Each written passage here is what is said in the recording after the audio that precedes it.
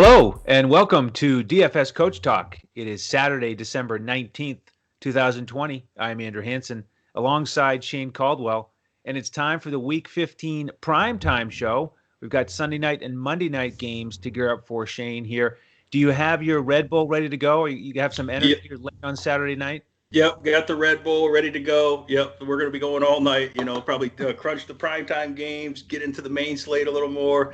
It's NFL all the time. Plus, we had Saturday night games that we're tracking as we speak here, as it's Saturday night, as we got the Packers and Panthers going right now. So yeah, and of course we got all kinds of there's all kinds of season long fantasy championship implications going on. So we got a lot of fantasy action going on this week 15. Oh, it's exciting. Yeah, lots of fun stuff going on, and we had a nice little sweat this afternoon with our members with the lineup we gave out for the Broncos game. We gave out a full hybrid lineup on Fanduel, and it was in first place off and on for a lot of the second half in the big contest on Fanduel. And it was in first place after that onside kick, and Buffalo recovers. I thought it was over, and then Singletary with that 51-yard touchdown run knocked us out of first place by 3 yards.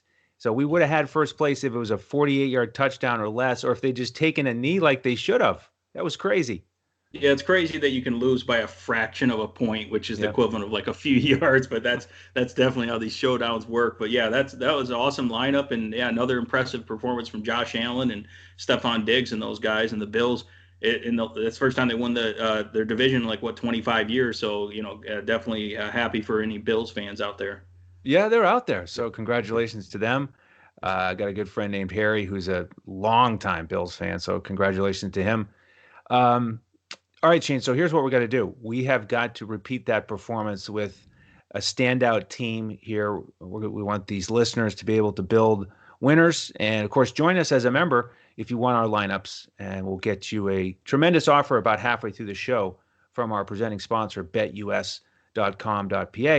But we've got two new games to attack here.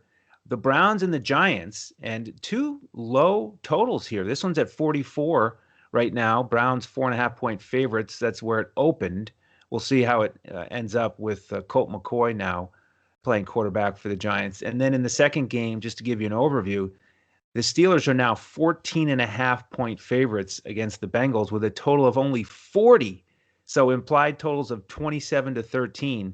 So we've got two potentially low-scoring games here with the Giants, who are 5-8, but they've been better recently, winning 4 of the last 5. Bengals, no, I mean they're a mess. So interesting slate here, Shane. Let's start with game one, Browns and the Giants, and it's looking like a pretty juicy situation for the Browns to try to bounce back from that tough loss to Baltimore. Because, like I said, they've got the Giants with Daniel Jones out, Colt McCoy in, and it should be a good night for Baker Mayfield again with Bradbury out and the Giants slot corner Holmes out. Do you think this is going to be a situation where the Browns go to the air a little bit more?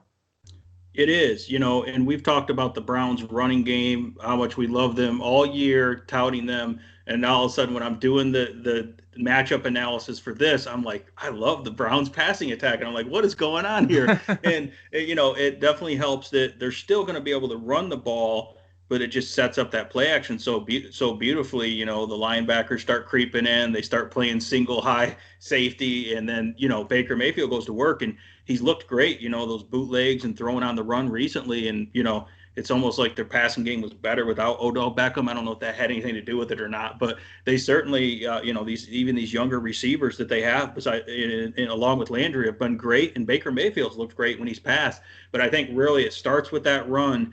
But even at low volume, I think his productivity against this Giants banged up secondary is going to be great. So yeah, I love the passing attack here. Okay, good. So, looking at the 2-game slate on Draftkings, that's where we're going to kind of focus most of our analysis, and hopefully this will help you with the showdown lineups as well. Landry's 7,000, Rashard Higgins 4.9.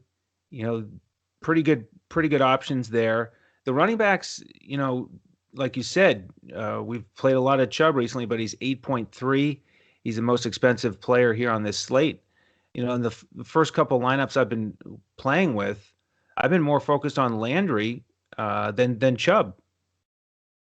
Yeah, so I think that and I was looking at Fanduel pricing, which if you're playing the 2 game slate on Fanduel, we mentioned that when we before we started this podcast, we talked about that. The pricing is really soft, so you can just play whoever you want. So then it's a matter of, okay, you can leave a couple thousand on the table. You want to try to get different. Now, DraftKings, you actually have to strategize with salary and not just trying to get different with your Right. plays, right? So yeah, because I mean, for example, Landry is only 6,400 on FanDuel and he's $7,000 on DraftKings, which has a lot smaller budget. So it tells you, and also the PPR. Landry's good at PPR here. Yeah, but so I think that what you can do on DraftKings is you can look to Kareem Hunt to get exposure to the Cleveland running game, because I think that this matchup's so good, that you in Cleveland so good at running the ball. Giants are middle of the pack against the run. They're okay, but Cleveland's still going to be able to get the job done in the running game. And what I noticed is the Giants give up they're one of the worst teams against running backs catching the ball, receiving. They gave up a ton. It was like over 600 yards, approaching 700 yards receiving running backs, which is exactly what Kareem Hunt is. Plus, Kareem Hunt can get it done plus he can get it done on the ground. Plus, of course, on DraftKings, you're going to get those PPR points for Kareem Hunt. So on DraftKings, I would lean more Kareem Hunt unless you're going to try to get Chubb in there. Of course, I'm never opposed to playing both of those running backs in the same lineup. We've done it several times and it's worked. I know this is looking like more of a passing game, but I don't think it's going to still be a high volume passing. They're still going to be well balanced here. So you can play both of those guys just because they're so explosive and such good playmakers when they get the ball, that you could play both of them. And some of the other running backs aren't looking great on the slate. But yeah, so that's what I would say is Chubb for sure. On FanDuel, Hunt more is DraftKings, but you could play both of them, or you could still fit Chubb on DraftKings if you can fit it. But 8,300 is very expensive when the salary is actually proper. And then I think you can definitely pair Baker Mayfield. I like pairing him with a combination of either Jarvis Landry, and then you can throw in Rashad Higgins, who's been really hot lately, and also Donovan Peoples-Jones has been a big playmaker as well. He's an elite athlete, really fast, big playmaker, and he's mere minimal priced. Higgins is looking really good on the outside because the outside corner, James Bradbury, is going to be out for this game for the New York Giants, and he's been a shutdown corner all year on the outside, and he's on the COVID list. So he's out. So that upgrades Higgins there. But the slot will also have a great matchup because they've rotated different guys, including Darnell Holmes in there, who's also out for the Giants. So they're down to, third and fourth string cornerbacks, which we love to target. Just overall, their safeties, their overall coverage isn't great. Their linebackers are safety. Their pass rush is, not that great either. So Cleveland, interesting enough, you wouldn't think of it, but they are the number one rated offensive line by Pro Football Focus for both pass rush or pass blocking and run blocking. If someone were to ask you, what's the number one overall offensive line rating, you wouldn't just think, oh, the Cleveland Browns, but they are. So they're great. Now they do have a couple of their offensive linemen out for this game, but they think they're still going to be really solid.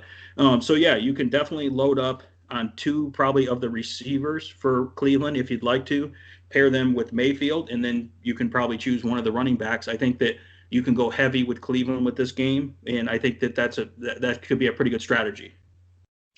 Yeah, I agree with you. And, to your point about the Giants' defense against running backs, they're 7th in yards allowed, meaning they're stingy, but 10th best matchup for running backs in terms of total fantasy points, in large part because they give up the receptions to the running backs, like you said. So I like Hunt on DraftKings, and I could consider Chubb more on FanDuel, where salary isn't as much of an issue.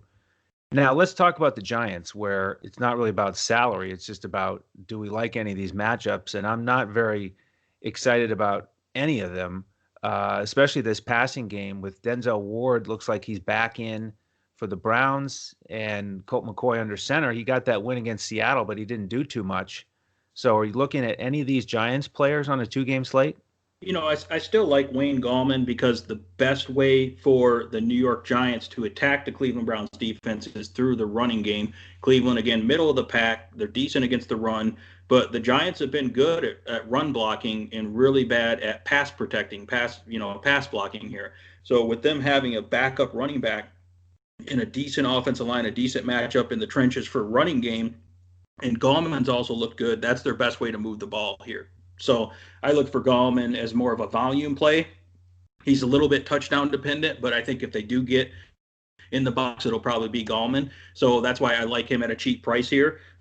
If you're going to go to the passing game, I like Sterling Shepard. Lines up in the slot quite a bit as well. Lines up a little bit everywhere. He's been pretty solid this year. So I think Colt McCoy will be looking to him. And then also Evan Ingram, you might be able to get a little bit lower ownership than some of the other tight ends on the slate. And Evan Ingram, even though he's been a little banged up, it looks like he's going to go, and he has a lot of upside. He's one of their best chances to find a mismatch in the secondary and playmakers. Most of the teams in the slate are pretty good at covering tight ends, but I think Cleveland's one of the worst for covering tight ends or linebackers and safeties. So Evan Ingram should be one of the best matchups in terms of a guy that has upside there.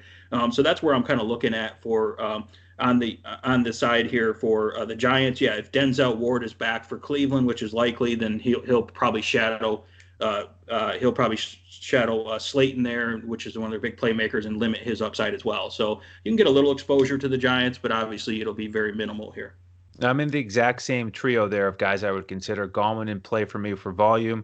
If I'm going to use a receiver, it's Shepard, and Ingram in play for me as a tight end. He's questionable with the calf, but if he plays, you talked about the matchups here. It's like split. Two of these teams are good and two are bad at defending the tight ends, and it's weird. It's like there's something in Ohio with defending tight ends the last couple of years. They can't do it. Cleveland and Cincinnati, both great matchups for tight ends the last couple of years. Yeah, it's like bad linebackers and safeties is what it is. Like Cleveland's safeties are just horrible, and the safeties they did have are out, and they're like way down on safeties. They just can't cover anyone. So yeah, so I think Evan Ingram could be a sneaky good play here because of that, And even if Gallman gets out and catches a few passes, he's going up against those linebackers too. Again, that's the same type of coverage scenario there. So that's why that does help for these Giants guys. And the Giants are a solid team. They have a lot to play for here. They still have a chance to win a division. They're right behind the Washington football team. And of course, Cleveland has a lot to play for, because if they, don't win these next couple games, they're in danger of possibly getting knocked out of the wild card, because they got a couple teams right on their heels as well. But I mean, they're in pretty good shape, but it's possible that like the Ravens could knock them out too. So they have a lot to play for here, both of these teams, which is good. Yeah, it is. Brown's defense in play for me as well at 3,800 on this slate. All right, Shane, before we get to game two, let's share the tremendous offer for the combination of sports betting and DFS. Check this out. Listen up, sports bettors. It's go time, so put down the beer and make every sporting event more exciting by putting stakes on the line. Earn bragging rights over friends as you rake in the cash from each week's betting action, but don't settle for any other book. Choose America's favorite sportsbook with over 25 trusted years in the industry. You need a sportsbook with integrity and longevity, and most importantly, a sportsbook that pays. BetUS has your game with action on football, baseball, and basketball, MMA, golf, horses, and even esports. No other sportsbook welcomes newcomers like BetUS with their jaw-dropping sign-up bonuses. Now we have the best book in the industry teamed up with the best DFS provider in the industry. Make your first deposit of $149 at betus.com.pa with promo code CoachTalk and receive a free membership with DFS Coach Talk with full access to our DFS lineups in NBA, NFL, PGA, and MLB, the best in the biz. Sign up today to make straight bets, future bets, prop bets, entertainment bets, live bets, and more. No other sportsbook in the industry is committed to their users like BetUS. So sign up now and get on the winning side of the ball. Welcome back, and thank you to BetUS for that tremendous offer for our listeners. And again, the thing to keep in mind there is that offer goes all the way through April 1st, starting now in terms of membership. So you get that $149 to use on BetUS, and you get a membership with us all winter until April 1st, all of our lineups in all of our sports. So you get the rest of the NFL all the way through the Super Bowl. You get the NBA every day. We're already giving out lineups in the preseason, and obviously we get the regular season starting off on Tuesday. And both sports, we give out the full cash lineup on FanDuel, the full GPP lineup on FanDuel, and then the coach's clipboard on Draftkings with core plays and pivots. So jump in with us. Tremendous offer. If you use that promo code CoachTalk, then reach out to us on Twitter at DFS Coach Talk. Let us know that you've done that, and we'll send you an email and get you into our Discord. All right, Shane, game two here. It's a rematch. Steelers and Bengals, they played back in week 10, and it was ugly. Pittsburgh won that game 36-10. They could do whatever they wanted. The problem is Joe Burrow played in that game, and now he's out, and the backup Brandon Allen is out. So they've got Ryan Finley in there. And, you add all this up, and we get Steelers 14.5-point favorites on BetUS. So just a smash spot for Pittsburgh here.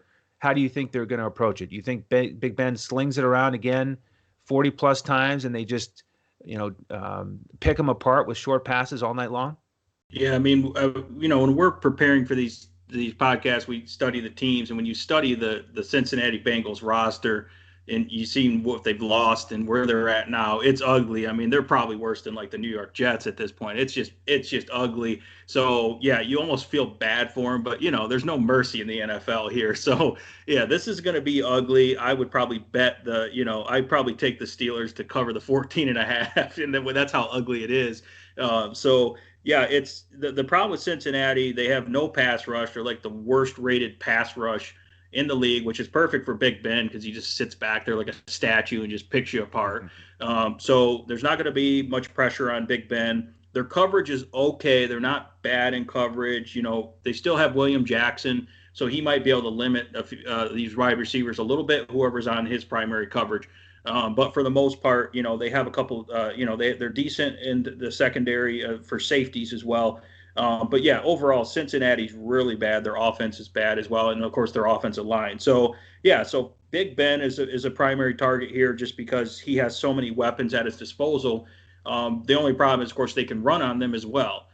Pittsburgh has been pretty bad the second half of the season at run blocking and just executing the run in general. They can't get anything going, partially because James Conner's injured. But if James Conner is healthy and he's going to be a full go, then I think he's in play here because Cincinnati's also lost a lot of their main guys.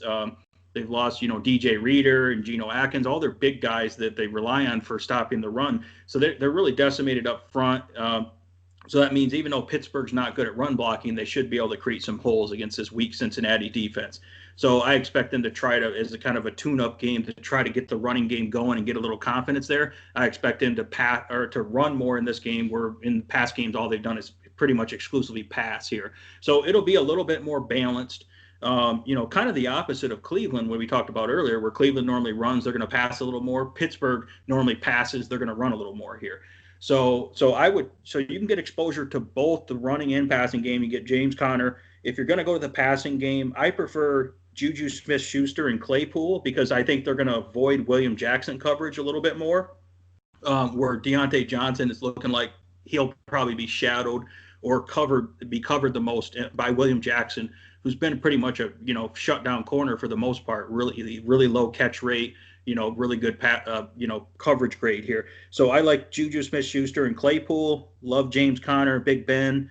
You can definitely get exposure to Ebron, as Cincinnati's really bad at covering tight ends as well. And then if you're going to go a really deep flyer, James Washington, even though he doesn't play full time, when he is in there, they take deep shots with him. He's certainly a playmaker and can beat this secondary as well. It's just, it's tough because there's, he's a value play, but, he's definitely boom or bust. But James Washington, I think, is in play as a deep flyer in GPPs. And then on the Cincinnati side, it's pretty easy.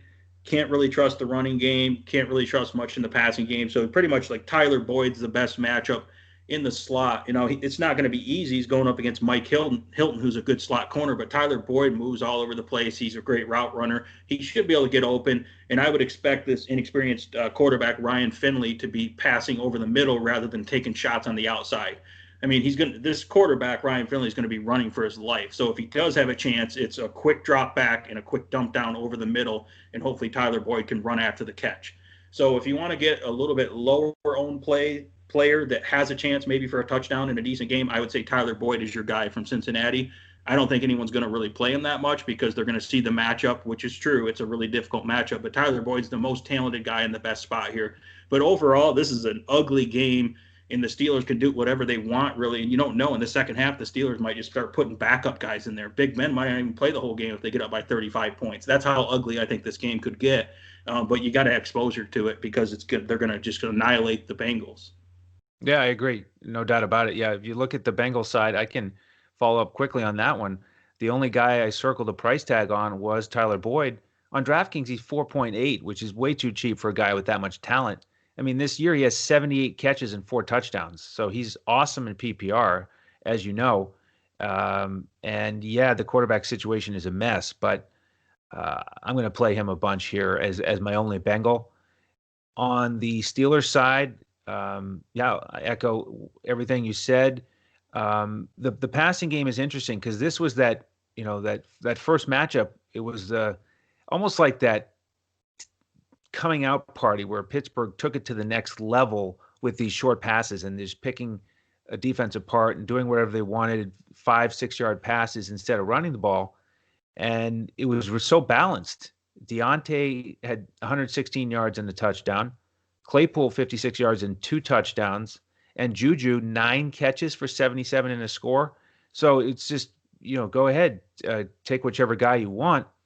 And they do mix it up a little bit with how they line up. Claypool more on the outside, but Deontay and Juju are always crisscrossing and getting open. So they're all in play for me. Deontay certainly more risky now. I mean, we called it on the last podcast. The drops was a major issue going into that game. We flagged it, and then unfortunately, those 2 early drops against the Bills, and out he came. Yeah, I mentioned how Mike Tomlin said that at the press conference. I said, if one of these guys start dropping it, and Deontay's been the worst, it's like he's in his own head. He keeps looking at his hands, and we did call that. And all of a sudden it happened. I was like, uh-oh. That was rough. Deontay came back in the game. He played some in the second half. He made a couple more catches, but he's on thin ice. So we'll see if he can stick. He's all of a sudden more risky. He went from a guy who was guaranteed 10 plus targets, awesome PPR floor, to now he's risky because of the drops. So, like you said, James Washington in play. And I like Eric Ebron here because if you just look at the box score in this game, he only had 2 catches for 38. But like we said, great matchup here, tight ends against Cincinnati. So there's absolutely no reason why he can't have a big game. And Big Ben's been throwing it to him pretty consistently. He's had the drops issue too, though, hasn't he, Shane? Oh, yeah. That's well documented. I call him Mr. Stonehands. Yeah. He's a great athlete. It's just, the whole catching the ball and being able to keep running and use that athleticism, that's an issue there. So, yeah, this is going to be interesting choosing between, Ben Roethlisberger and Baker Mayfield. Usually you wouldn't even take a look at Baker Mayfield compared to Roethlisberger, but Roethlisberger hasn't been that great lately, although this is a get-right spot because they've been up against some brutal matchups here. So are you worried about Deontay Johnson? Obviously the drops, I kind of feel like it's a get right spot for him that he can redeem himself, but are you worried about this William Jackson? Pro Football Focus seems to think he's just going to shadow him, like he's going to follow him everywhere. I don't know if they're going to do that or not. I don't know if they need to. Yeah, it's something to think about. But again, he moves over the formation so much that, I mean, I'm not concerned that he's going to get shut down. He's not one of these wide receivers on the outside who gets a corner who's a shutdown corner, and then you don't even throw it to him because he's always, mixing up where he starts, and he's the average depth of target is so short with him that Big Ben's going to get it in his hands if he can catch it. So I think he's fine. I think that Deontay Johnson's in a bounce back spot, and I like him. I think he can still get open. But the guy that I kind of like because the recency bias is probably Claypool the most, because Claypool has matched up against 3 really tough secondaries in the last 3 games. I mean, they all have, but in particular outside corners that they do really well. Baltimore, Washington, and Buffalo, all those teams are pretty solid there. He's faced up and he's been disappointing the last 3 weeks. I just think this is a get-right spot for Claypool in terms of the big play. I mean, of course, he had 2 touchdowns against Cincinnati last time. So I think this is upwards of 2 touchdown games, but even more yards this time, hit him some big plays. So that's the guy I'm kind of looking at just for the recency bias, because if people are looking at game logs, they're probably going to go with one of those other guys, So I like Claypool here. I like it. Yeah. So we're going to be grinding here on these lineup decisions for our members, and we invite you to come in and take advantage of those.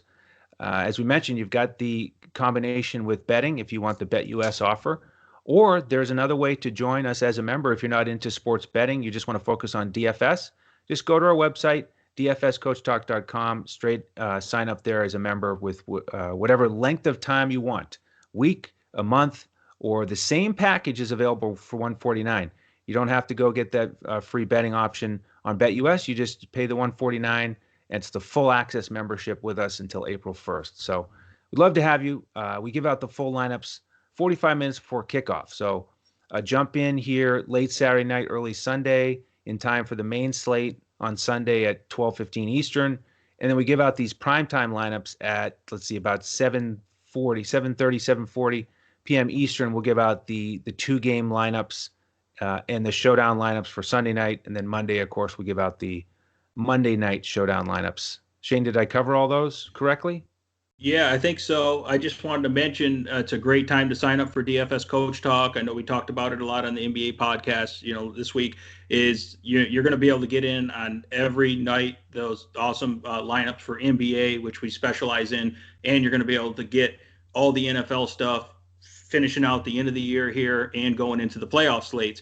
So if you're really busy and you don't have time to do the full research module like we do, we put a lot of time and research and preparation, a lot of experience into it. So it's going to save you time. If you're too busy working and doing other things, you can still play DFS, win money with DFS Coach Talk, become a member, get in the Discord. It's awesome. So it's a great time to join. If you're busy, you can win in DFS, get access to awesome lineups and great advice here. And there's going to be a slate every single night for NBA and a ton of NFL action going into the end of the season here. So definitely go to dfscoachtalk.com and check us out. Absolutely. We'd love to have you. If you have any questions, again, on Twitter, DFS Coach Talk.